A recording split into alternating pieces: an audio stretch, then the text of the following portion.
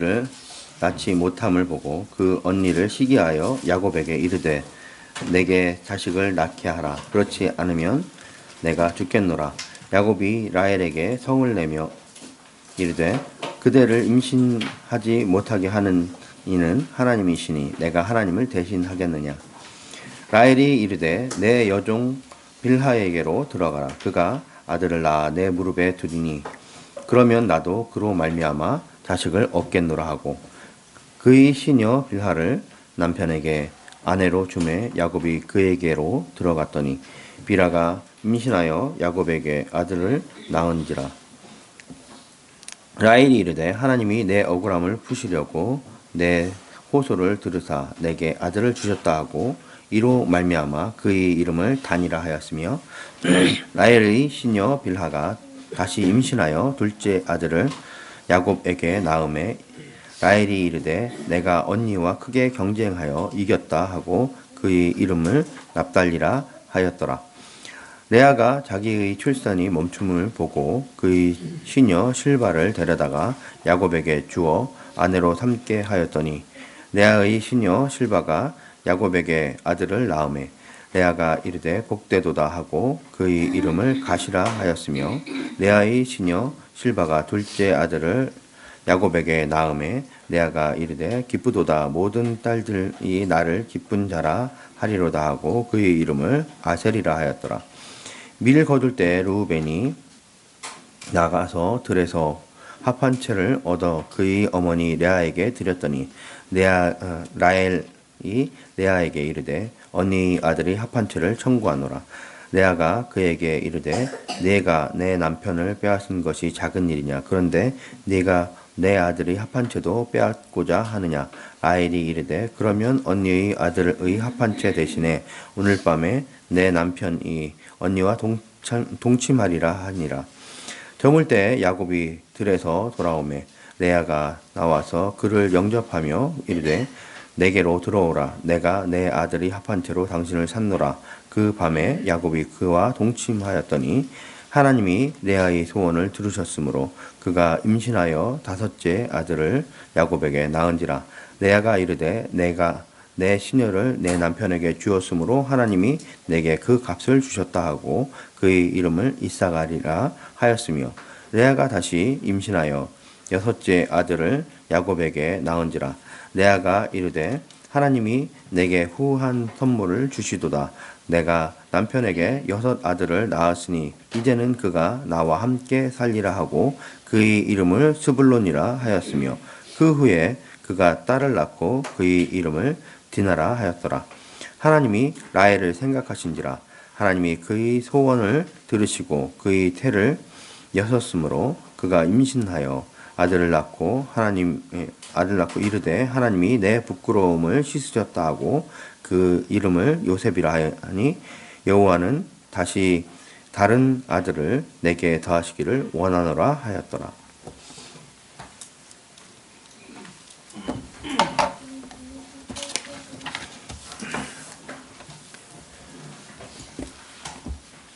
창세기 30장의 내용은 이제 전체로 봤을 때 이제 두 가지 내용으로 이해되고 있습니다.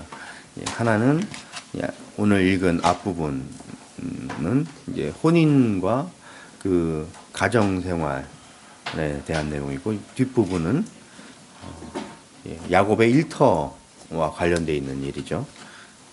야곱이 이제 앞부분에서는 이제 11아들을 와 딸을 얻는 이야기로 이제 구성이 되어 있고 이제 뒷부분은 야곱과 라반이 이제 계약을 맺고 그것이 어떻게 불화의 씨앗이 되는가에 대한 이야기로 되어 있습니다.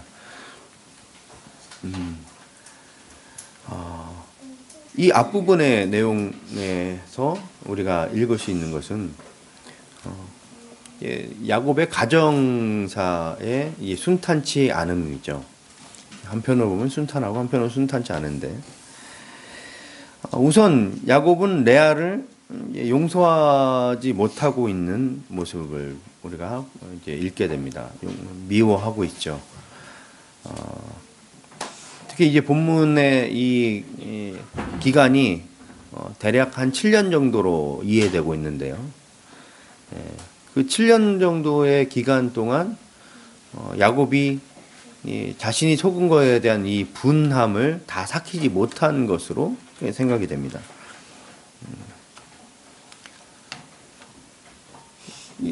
그 기간 동안 이제 계속 미워하고 있는 거죠. 지금 그래서 레아가 겪고 있는 고통은 사실상 자기가 자초한 고통입니다.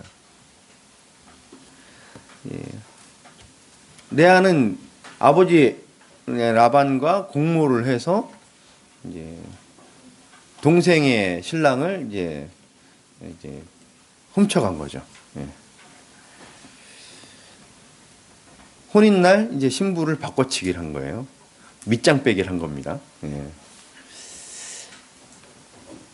그 라반이 했다고 돼 있잖아요. 라반이 혼자서 그 일을 어떻게 합니까? 결국 신방에 들어가서 자기가 라헬인 것처럼 깜깜한 밤에 라헬인 것처럼 그렇게 꾸미고 있었기 때문에 공모를 하고 적극적으로 하지 않았으면 성사될 수 없는 일이죠. 그래서 결국 이 고통으로 저벅저벅 걸어 들어간 거예요. 야곱도 그렇고 레아도 그렇고 결국 자기가 욕심낸 것 때문에 자기가 불구덩이로 빠지는 걸 보는 겁니다.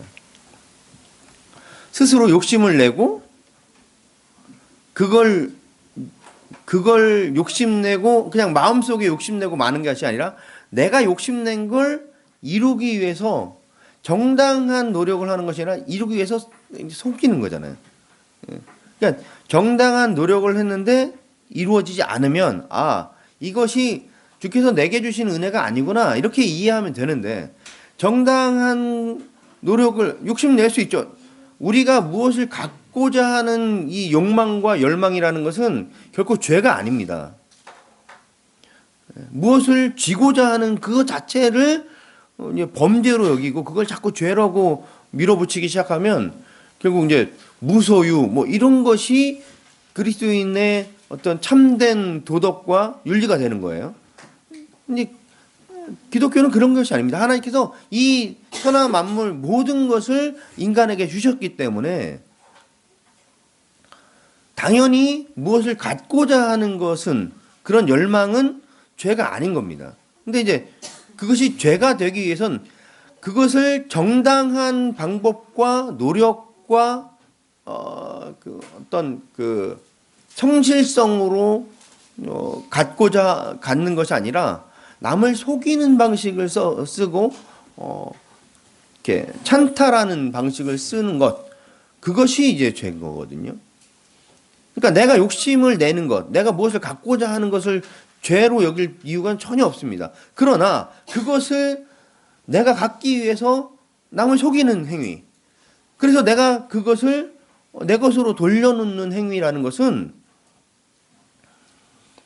그 당시에는 그것이 잠시 동안은 기쁨을 주고 만족을 줄 수 있습니다. 그러나 그건 결국 불구덩이로 처박히는 일이 되는 거예요.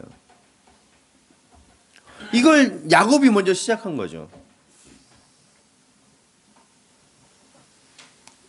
그렇죠? 그 야곱이 먼저 시작했고 그 먼저 시작한 야곱이 다시 자기 부인이 된 레아에게 속임을 당하고 야곱의 인생도 괴롭고 레아의 인생도 심히 괴로운 거예요. 이처럼 하나님께서 이 땅에 내신 법칙, 원칙이 남을 속이고 내가 무엇을 얻는 것이 얼마나 자기 자신에게 큰 문제와 어려움이 되는가에 대한 일종의 예가 여기에 있는 겁니다. 성경의 내용들을 뭐 여러 가지 방식으로 우리가 이해하고 교훈을 얻을 수도 있지만 이렇게 확연히 어떤 사람의 삶에 대하여서 이런 방식으로 기록함으로써 우리가 이런 측면에서도 교훈을 얻도록 지금 하고 있는 겁니다.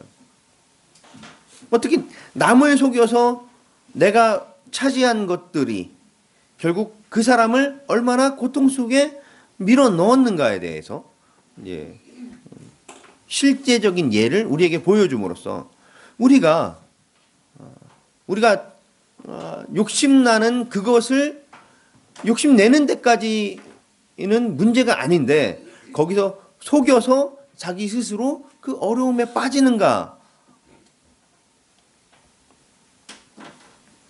잘 생각해 보시면 여러분도 그런 어려움들에 빠지게 되는 이유가 결국 욕심내서가 아니라 욕심낸 것을 정당히 이루는 것이 아니라 욕심낸 것을 나름대로 그 정당하지 못한 어떤 심정을 가지고 어떤 행위를 가지고 이제 얻게 됐을 때 그때 심각한 어려움으로 자기가 저벅저벅 걸어 들어가는 겁니다.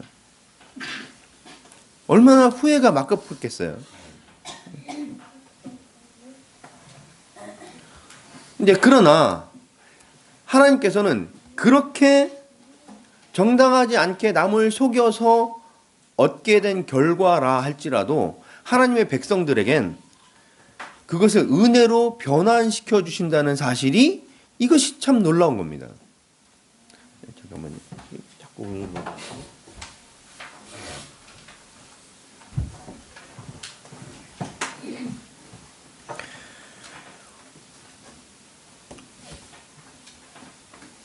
분명히 자기가 잘못한 거예요. 분명히 자기가 불구덩이로 걸어 들어간 거예요. 그럼 자기가 잘못하고 자기가 불구덩이로 걸어 들어갔으면 그것이 그 사람을 갉아먹고 그 사람을 어렵게 하고 끝나야 돼요. 절망스럽게 마무리가 져야 돼요. 져야 돼요. 그런데 놀라운 건 하나님의 백성들에게는 그 결과가 그렇게 끝나지 않더라는 사실이 오늘 본문의 내용 속에 기록되어 있는 겁니다. 많은 사람들이 하나님께서 죄를 용서해 주신다 라고 생각하면서 그리스도인들은 죄를 용서받는다 라고 하는 내용을 내가 죄를 져도 교회 와서 기도하고 헌금하고 그러면 없어진다. 자꾸 이런 식의 이해와 개념들이 서 있습니다. 예전에 이 얘기하면 우리 이제 어른 세대들의 머릿속엔 영화 하나가 떠오르죠. 투캅스라는 영화죠. 거기 이 비리 경찰 안성기가 일주일 내내 비리를 저지르고 심지어 예전에 길거리에서 리어카에서 테이프 복사본 테이프를 팔아서 먹고 사는 사람한테까지 빙땅을 뜯고 사는 그렇게 살다가 주일날 돼서 일요일날 교회 와서 기도하고 회개하면 이 모든 죄가 사해진다는 그런 방식으로 신앙을 이제 이해하고 그것을 그렇게 영화 속에 희화하고 있는 내용 이유가 사실상 한국의 기독교인들의 사고가 거기서 그닥 멀지 않기 때문에 그랬던 거거든요. 근데 실제로 그리스도인들의 죄를 용서해 주신다는 것은 그렇게 내가 죄를 져도 회개를 하면 그 죄를 그냥 쓱 없는 것처럼 넘어가 주신다고 생각하는 것 그것만큼 어리석고 그것만큼 유치한 생각이 어디 있냐고요. 만약 기독교적 신앙이라는 것이 그런 생각을 설파하는 내용이었다면 진작에 역사 속에 사라졌을 겁니다. 그렇지 않습니까? 그렇게 유치한 생각을 누가 믿고 자식에게 가르치겠어요? 너무 웃기지 않습니까? 그리스도인의 죄를 용서해 주신다는 내용은 그런 의미가 아니고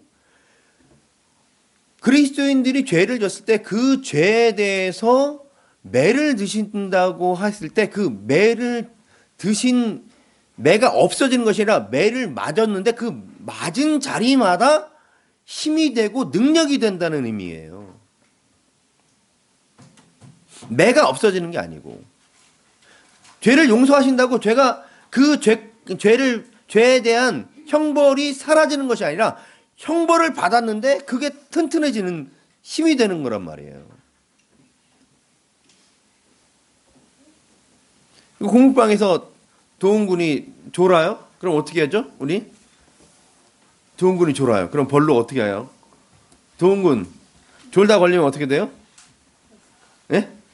일어서요. 그 다음에 그래도 졸면 할 일을 못하면 어떻게 돼요? 뭐 어떻게 돼? 앞에 형들과 다 똑같지. 이인가요? 예. 이인을 갔다 오는 거는 잘못에 대한 형벌이에요. 근데 잘못에 대한 형벌을 막 열심히 받다 보면 어떻게 돼요? 저렇게 멋져져요. 살도 쪽 빠지고 튼튼해지고. 하나님께서 그리스도인들의 죄를 용서하신다는 것이 이런 의미를 갖는다고요. 이해하시겠어요? 그 매를 안 때리신다는 게 아니에요. 그 고통을 면해 주신다는 것이 아니에요. 네가 그런 죄를 저질렀지만 그 죄에 대한 벌을 받아라 이놈아 하고 벌을 받았는데 그 사람의 생명력은 더 풍성해지고 더 잘 돼. 물론 그걸 받는 동안 내내는 고통스럽죠. 어렵죠. 이인에 뛰어갔다 오려면 얼마나 숨이 차고 다리가 아프고 힘들어요. 그렇죠. 다리가 아프고 힘든데 뭐 내가 졸아서 내가 뭔 딴짓해서 그래서 갔다 오게 되는 거니까 자기 잘못이죠. 자기 죄죠. 그래서 열심히 갔다 오다 보면 어느 순간 거울 앞에 서 있는 나의 모습은 날마다 멋있어지는 도훈이가 되잖아요. 우리 도훈군이 고백한 내용이에요. 날마다 멋있어지는 도훈이. 예, 거울을 보고 자기가. 예. 자, 아니 그게 도훈군뿐 아니라 우리 모두에게 해당되는 거라고요. 날마다 멋있어지고 날마다 새로워지고 날마다 능력 있는 자가 되는 우리 모두 여러분이라고요. 여기서 제가 하나를 더 했어야 돼. 이게 우렁차게 나오는데 할렐루야? 예, 이렇게 되는 거라고요. 예. 야, 요 부분만 편집하면 전혀 새로운 스타일의 설교가 되는데,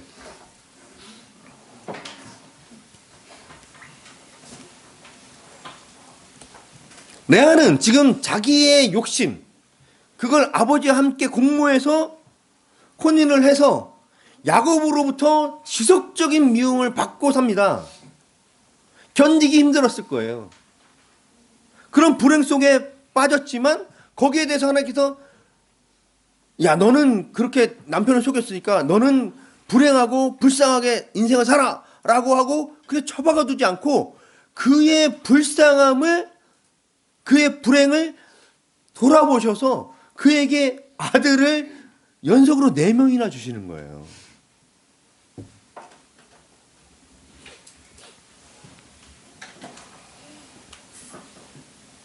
그 연속으로 4명이나 아들을 얻는 그 과정 속에서의 이 레아의 심정을 한번 들여다봅시다. 29장 31절에서 35절인데요. 바로 위에죠. 예.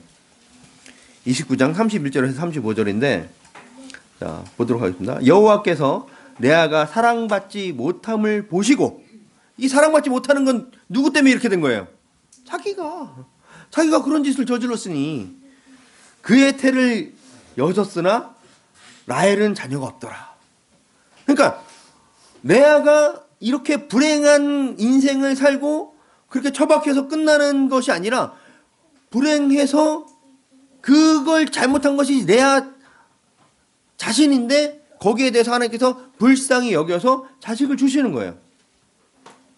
레아가 임신하여 아들을 낳고 그의 이름을 루벤이라 하여 이르되 여호와께서 나의 괴로움을 돌아보셨으니 이제는 내 남편이 나를 사랑하리로다 하였더라.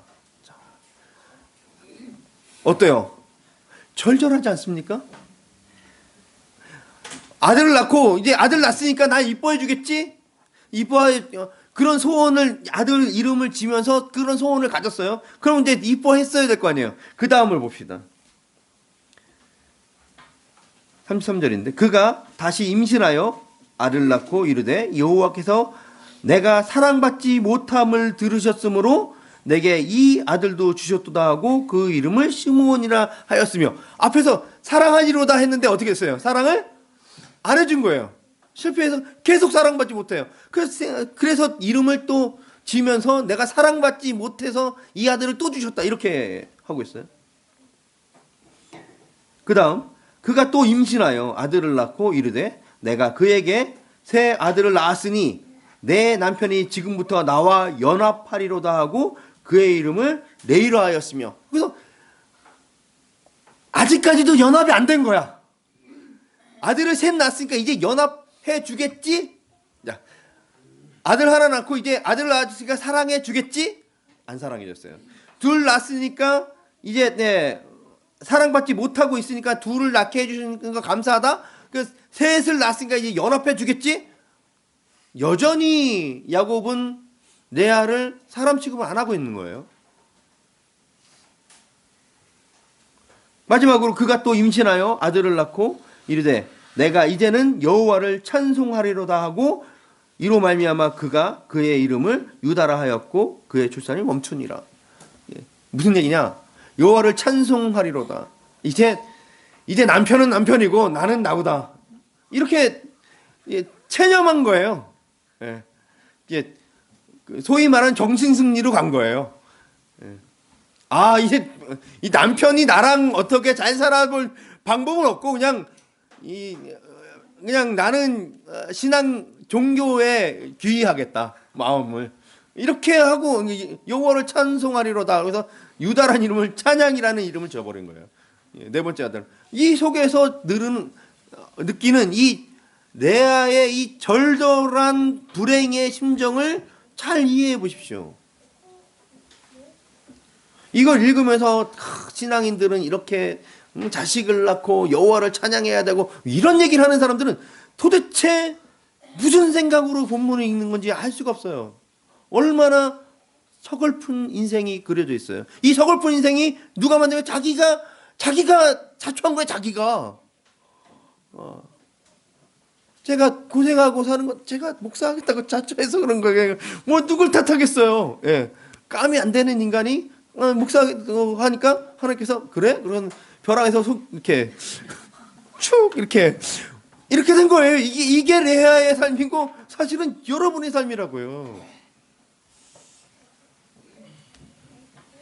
근데 놀랍게도 이러는 그의 불행에 대하여 그냥 불행인데 처박혀도 그냥 남편의 구박을 계속 받고 자기가 잘못했으니까 자식도 없고 그렇게 돼야 될 것 같은데 하나님께서 그렇게 놔두지 않고 불쌍히 여겨서 그에게 자꾸 자식을 주시는 거예요.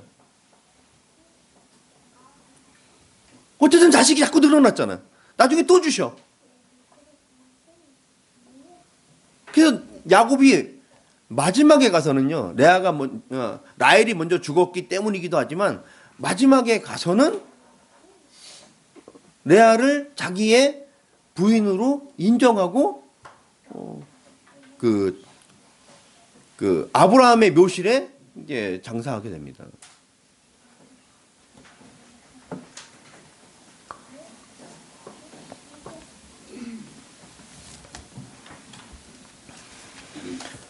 자, 이렇게 레아가 어찌됐든 남편의 사랑을 받지 못하는 가운데에서라도 자식을 자꾸 많이 낳으니까 라헬 입장에선 이제 다급해지고 이제 어려워진 거예요, 마음이. 그래서 이제 본문도 이야기하지만 언니를 시기해서 이제 어떻게 자기가 자식을 낳아야 되는데 낳지 못하니까 자기 여종을 야곱에게 넣어줍니다. 그러면서 하는 말이 여기 내가 죽겠노라라고 하면 죽었다라고 완료형을 쓰고 있어요. 내가 자식을 안 낳아주면 난 죽었다. 이렇게 말하고 있습니다.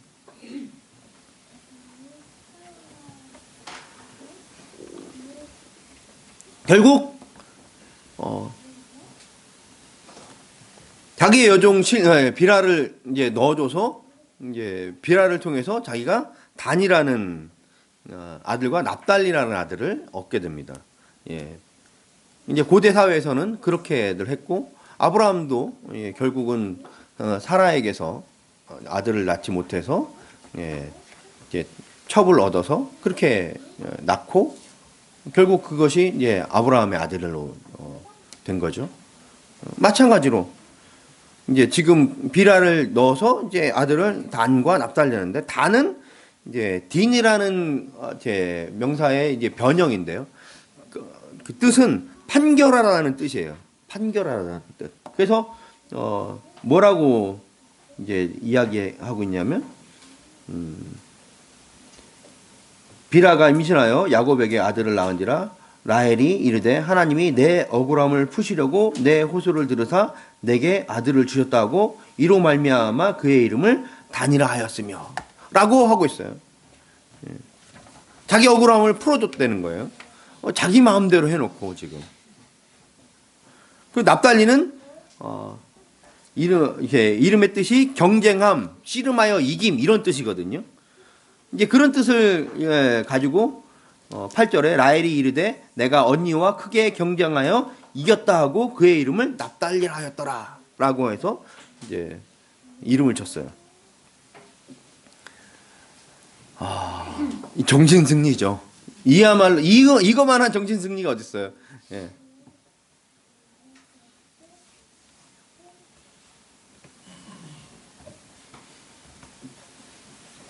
단이라는 이름에서 판결하다, 심판하다 그런 뜻의 이름을 붙임으로써 자기가 지금 자기 남편을 언니에게 빼앗겼음에 대한 분노를 여기다가 담아서 자식의 이름을 짓고 있는 거예요.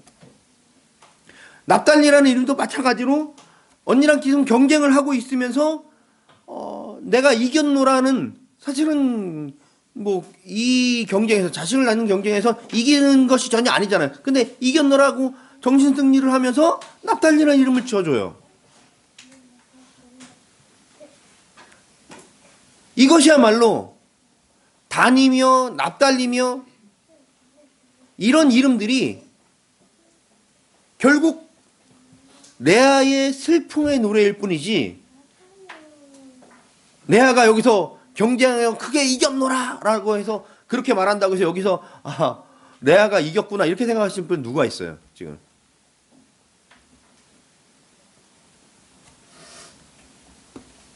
근데 그러면 여기서 이제 마무리되면 어쨌든 뭐 그럴 수도 있잖아요. 근데 여기에 대해서 언니인 레아가 참질 못해요. 저기서 라헬이 정신승리로 애를 낳은 다음에 납달리 이겼다 이렇게 하니까 웃기고 있네. 하더니 경쟁이 붙어서 레아가 다시 자기 몸종인 실바를 야곱에게 넣습니다. 왜 쟤는 해주고 나는 안 해줘? 나도 내 몸종한테서 자식 낳아줘 라고 해서 다시 경쟁을 시작해요. 무한 경쟁이 됩니다.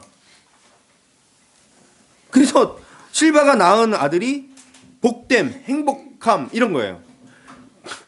라헬이 정신승리로 이겼다 그랬더니 웃기고 앉았네. 정말 이기는 걸 보여줄게 하고 다시 몸종을 넣어서 자식을 낳은 다음에 난 행복해. 행복해. 뭐가 행복해 지금? 뭐가 행복해요? 그런데 뭐 때문에 행복하다는 거예요? 제 정신승리를 찍어 눌러줬으니까 내가 행복하다는 거 아니에요 지금? 실바의 둘째 아들은 기쁨이란 뜻이에요. 뭐가 기쁘고 뭐가 행복해요?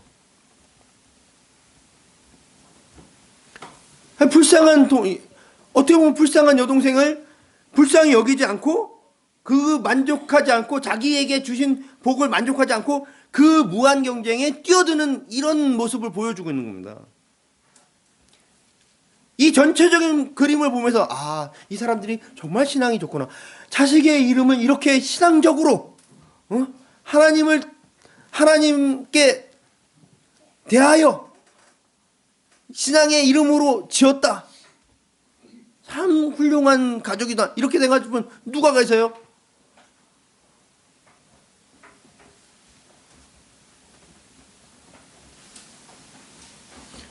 그러니까 자식 이름 유다라고 짓는 사람들은 그냥 무식한 거예요.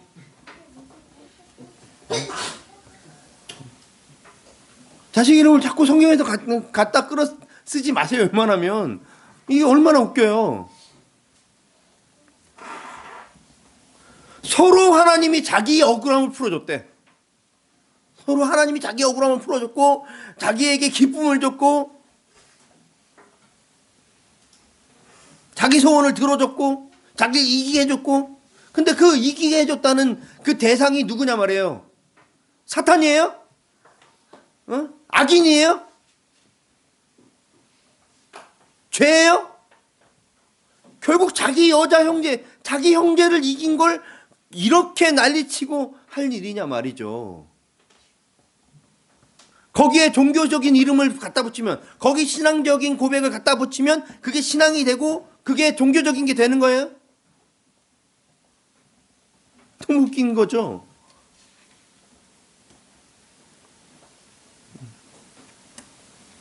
이렇게 라헬의 완패가 분명한 어느 날 레아의 맏아들 루벤이 들에서 이제 합한채라는 것을 들고 옵니다.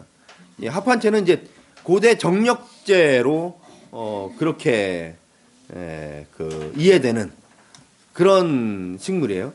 그래서 뭐 만병통치약에 가까운, 우리로 치자면 이제 산삼을 어디서 이제 산에 갔다가 주워 온 거예요.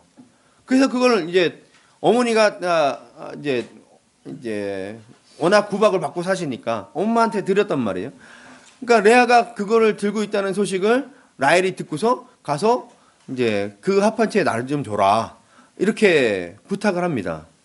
근데 우리나라 성경에서는 청구하노라 이렇게 되어 있어가지고 이제 라헬이 굉장히 줘 이렇게 한 것 같죠. 근데 원문에서는 그게 아니라 굉장히 부드럽게 부탁하는 거예요. 언니 아들이 그 합한채를 갖고 왔는데 언니는 아들도 많고 하니까 나 좀 줘. 이렇게 이런 부탁이에요. 굉장히 자존심을 눌러가며 그런 부탁을 한 거란 말이에요. 근데 거기에 대해서 레아의 모습은 굉장히 우리를 당혹스럽게 만들어요.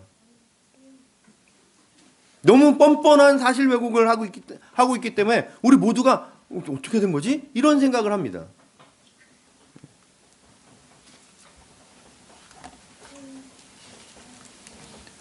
15절이죠. 레아가 그에게 이르되 네가 내 남편을 빼앗은 것이 작은 일이냐? 그런데 내가 내 아들의 합한채도 빼앗고자 하느냐? 라고 해서 사실을 왜곡시키는 거예요. 누가 누구 남편을 뺏은 거예요.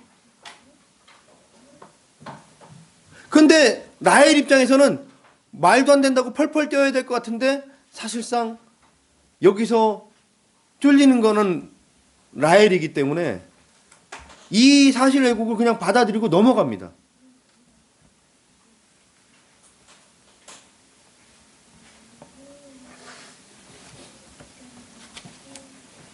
그렇게 뻔뻔한 심정으로 뻔뻔한 말로 결국 라헬을 이제 구박하고 타박하고 그 다음에 대신 남편과의 동침할 수 있는 그 권을 사죠. 성매매가 이루어진 거예요. 역사 속에 기록되어 있는 최초의 성매매가 아닐까. 여성의 성매매가 아닐까. 남성들의 성매매는 많이 이루어졌지만 지금 남편을 이분들 세신 분들이에요. 이분들 세신 분들이에요. 그냥 뭐 돈 내고 돈 먹기도 아니고 돈 내고 남편 먹기를 하고 있는 이 상황을 세신 분들이죠. 결국 그래서 그날 밤에 남편을 사갔어요. 그래서 레아는 벌 받아야 될 것 같은데 하나님께서 또 은혜를 주셔서 또 아들을 낳아. 갑자기 태가 막혔다가 또 아들을 낳아. 그리고 딸들 낳아. 근데 라헬은 그 합한채에 의지해서 좀 어떻게 자식을 낳아볼까 했는데 그 합한채가 아무 소용이 없었어요. 백약이 뭐야? 못 났어. 그래서 결국은 몇 년 후에, 그러고서도 몇 년 후에 하나님께서 불쌍히 여겨서 요셉을 낳게 되는 그런 과정이 오늘 본문의 내용입니다. 과연 이 가정이 보여주고 있는 모습은 어떤 모습입니까? 거룩하고 경건한 가정입니까?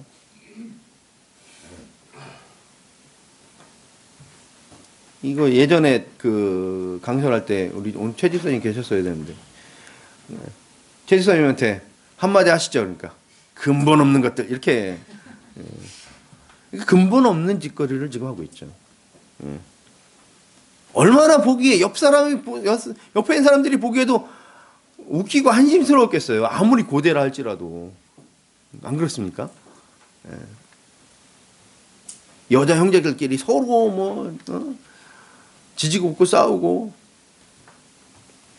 여기에 무슨 종교적이고 여기에 무슨 거룩함이 있고 일반적인 윤리 도덕 수준에도 미치지 못하고 있는 이 가정의 모습, 그 가정의 모습을 보면서 그것이 자기들의 조상인데, 그런 조상을 둔 사람들이 그런 조상으로 말미암아 자기들이 선민이다라고 하는 것 자체가 얼마나 코미디 같으냐 말이에요. 그러니까 이스라엘 민족이 자기들을 선민이라고 얘기하는 것은 진짜 굉장히 이상한 거예요.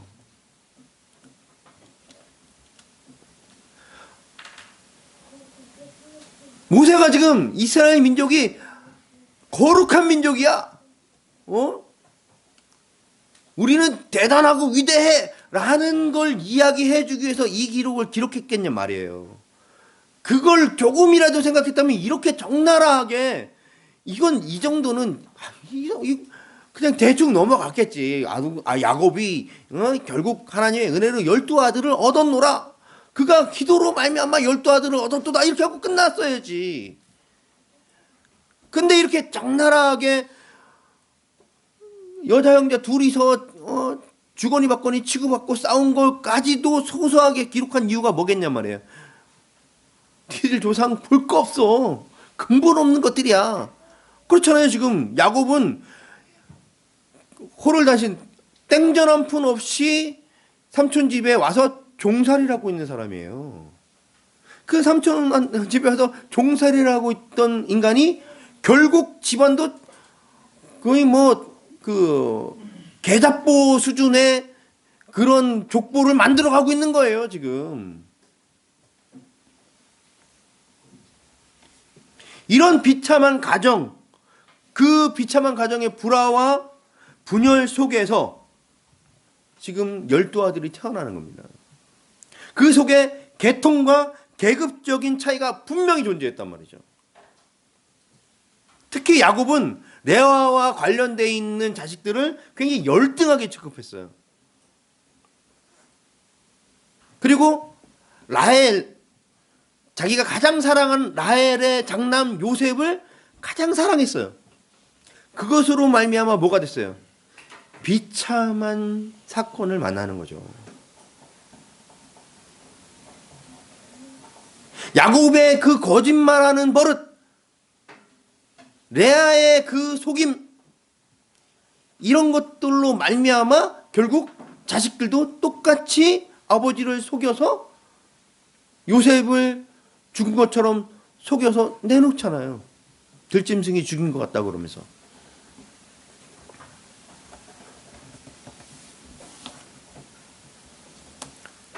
모세는 과연 이 기록을 우리에게 전달하며 뭘 말하고 싶었을까요?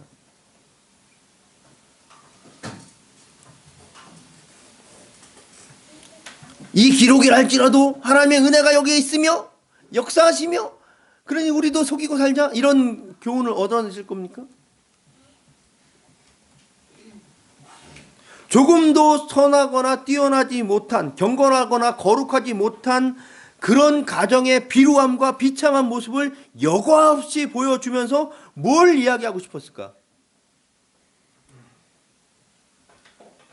너희는 결코 선민이 아니다.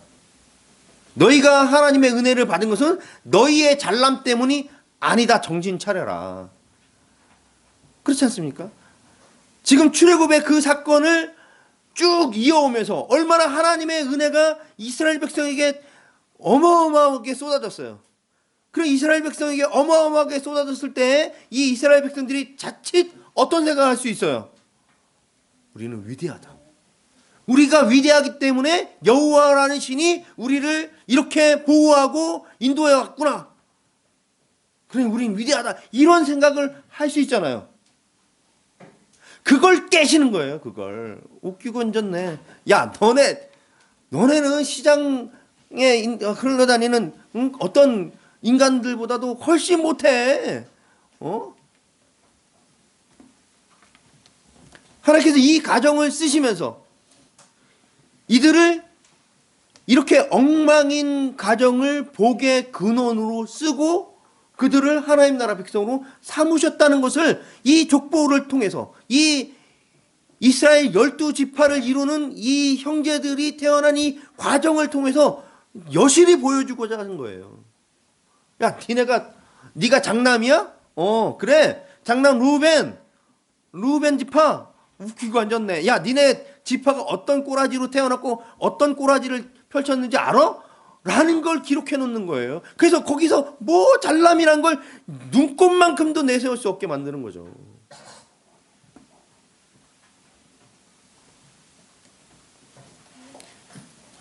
여러분이 이 교회에 모여서 이렇게 있는 것 왜 여기 모여 있다고 생각하세요? 목사의 설교가 훌륭하기 때문에 웃기는 거예요. 그건 제가 여기서 해도 여러분 다 있어 여기에. 장담할게요. 이거 제가 뭐 에데데데 거려도 여러분은 여기에 앉아 있게 된다니까. 왜요? 제 설교로 여러분이 붙잡혀 있다는 착각을 할 뿐이지 여러분 그냥 붙잡혀 있는 거예요. 여기에 빈 화면만 계속 지나가도 여러분 여기에 앉아 있게 돼 있는 거예요. 뭐 때문에 여기에 왔다고 생각하세요? 천만에 그냥 여러분을 붙잡혀 왔기 때문에 여러분이 온 것 같은 착각을 하고 있을 뿐이지 다 하나님께서 여기다 붙잡아 놓고 설교로 두둑을 패고 계시는 거죠. 제 설교가 좀 더 논리적이고 뭐 이성적이고 합리적이라 여러분은 여기에 앉아 계시며 여러분은 그런 설교를 알아볼 수 있을 만큼 대단한 인식과 능력을 갖고 계신 것 같죠? 그래서 여기 있는 것 같죠? 웃기고 있네요. 그러니까 제가 말씀드리려고 하는 게 아니라 그게 모세가 하고 있는 얘기다.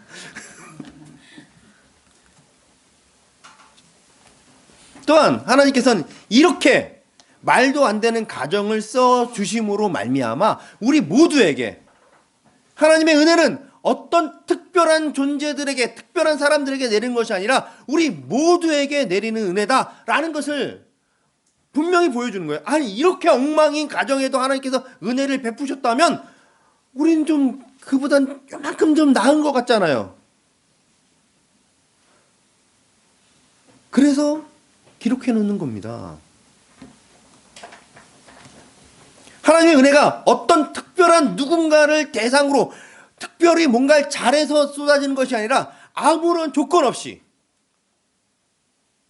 오로지 하나님의 은혜로 말미암아 대가 없이 주어지는 거라는 거죠. 내가 뭘 잘나서 주어지는 것이 아니라 그러니까 이 모든 것이 하나님의 은혜다라는 고백을 이루어내는 겁니다.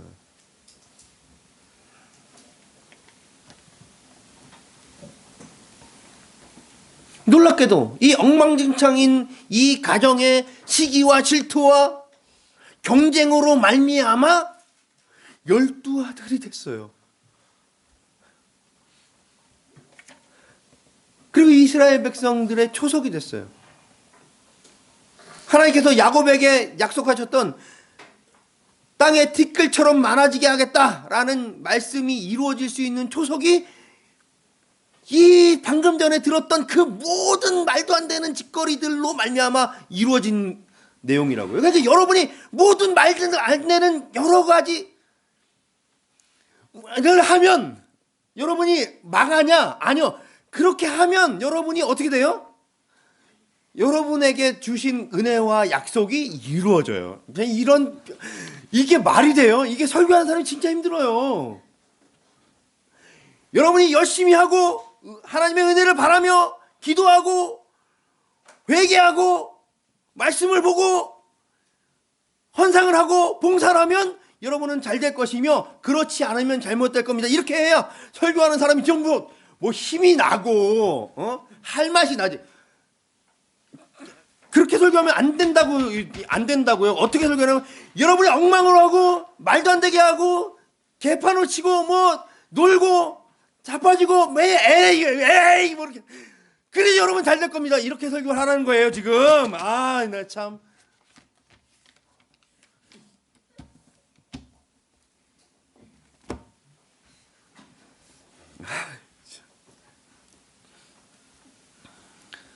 그럼 이러면 여러분 이제 막 나가서 아무거나 다 해도 되는 거네요? 돼요. 가보세요. 어떻게 되는 거예요? 자기가 알아서 불구덩이로 저벅저벅 들어가서 이만큼 고생하고 그러고 또 되는 거죠. 그렇다고 해서 우리가 결국 12아들을 얻게 되게 하기 위해서 이 사람들이 시기하고 질투하고 결국 경쟁하고 그런 엉망적인 삶을 살은 거니까 우리도 그렇게 하기 위해서 그렇게 살아야 되는 거 아닙니까? 하나님의 은혜를 체험하고 경험하기 위해서 나가서 그냥 뭐 술도 마시고 뭐 방탕하게 살고, 그럼 하나님의 은혜를 더 잘 체험하겠네요. 네, 그러긴 해요. 그런데 그 삐 고생을 왜 나서서 하냐고요. 꼭 12아들이 있어야 야곱이 이스라엘 민족을 이룰 수 있는 게 아니란 말이에요. 4명의 부인이 있어야만 12명을 낳을 수 있는 것도 아니란 말이에요. 몇 명이냐가 중요하지 않아요. 하나님께서 나엘 한 사람을 부인으로 얻었다고 해서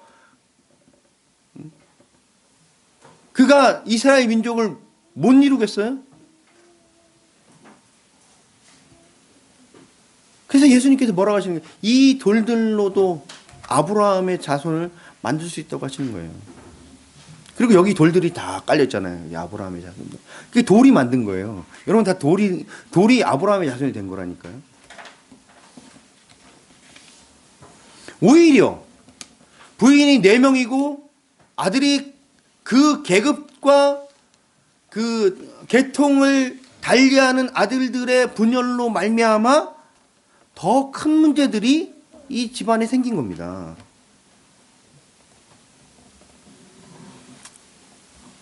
그렇기 때문에 우리는 이 엉망으로 살아도 결국 하나님께서 내리신 은혜가 하나도 손상되지 않고 막히지 않고 다 이루어졌다는 것을 보면서 나도 엉망으로 살아야 되겠네가 아니라, 그런 하나님이 우리에게 쉼없이 끊임없이 은혜를 베풀고 계시다는 이 사실 앞에 항복하기를 바라는 겁니다.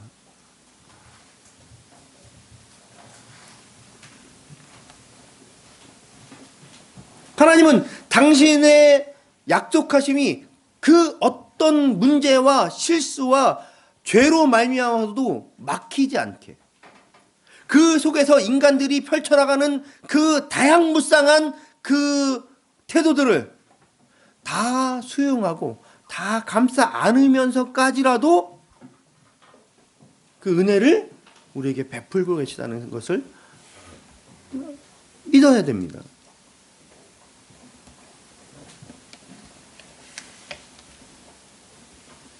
사람들이 자꾸 착각해요.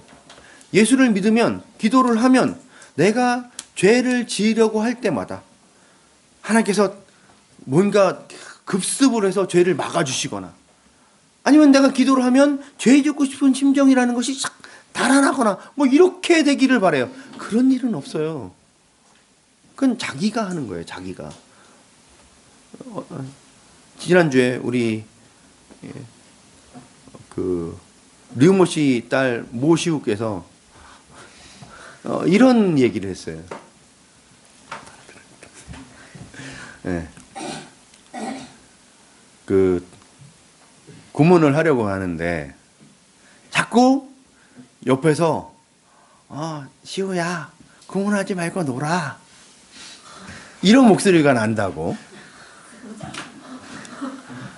그래서 뭔가 뭐 사단이 자기를 꿰는 것처럼 얘기지만 그게 바로 너야 임마.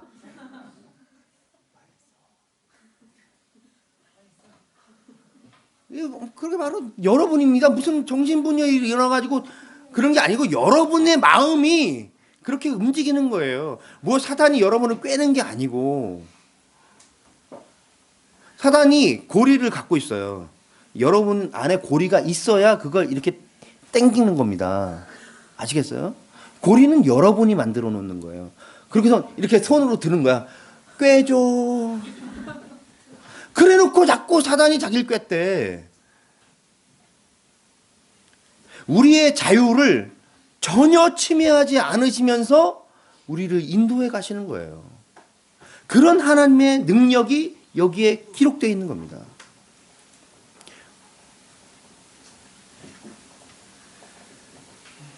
예수를 믿는다고 기도를 한다고 우리의 자유가 없어지지 않습니다. 우리는 너무너무 자유한 존재들이에요. 하나님 제발 제가 죄를 지려고 할 때마다 저를 막아주시고. 안 해. 이게 하나님의 답이라고요. 안 해. 왜? 네가 해. 왜 내가 해줘야 돼? 네가 하라니까.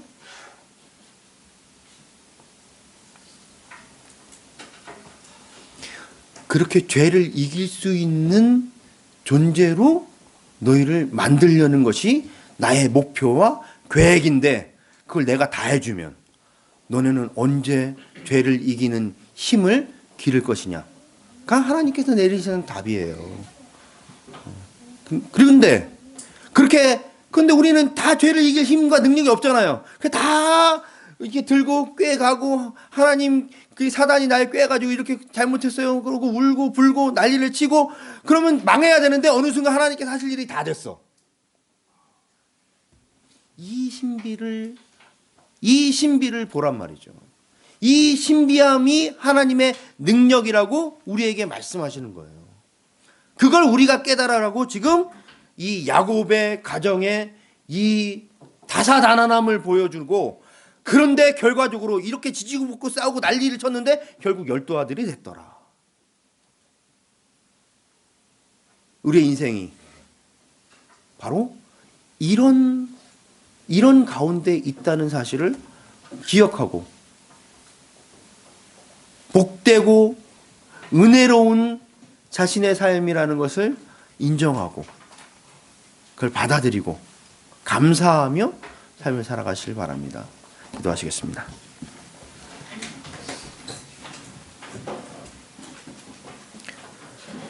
하나님, 야곱의 가정은 참으로 보잘것이 없습니다. 그들이 그 가족 가운데에서 무슨 사랑함을 보였습니까? 여자 형제끼리 서로 시기하고 질투하며 경쟁하며 그렇게 서로를 미워하고 하나님께 심판받아 마땅하다고 소리치고 그것을 자기의 자식들의 이름에까지 집어넣어서 때때마다 그 자식의 이름을 부를 때마다 되뇌이며 그렇게 서로를 시기하고 미워했습니다마는 그러한 그들의 삶을 하나님께서 은혜롭게 인도하셔서 결국 이스라엘 민족을 이루시겠다는 약속을 지켜주셨습니다. 우리의 삶이 여기와 이 사건과 별반 다르지 않음을 고백합니다. 다만 우리가 이러한 하나님의 은혜를 기억함으로써 한 걸음이라도 더 하나님의 뜻에 합당한 삶으로 반듯하게 나갈 수 있는 힘을 허락하시옵소서. 우리의 자유가 우리를 죄로 밀어넣지 않으며 결국 하나님의 은혜 가운데로 걸어갈 수 있는 힘이 될 수 있도록 우리를 이끄시며 지켜주시옵소서. 이 모든 말씀 우리 주 예수 그리스도로 기도드렸사옵나이다. 아멘.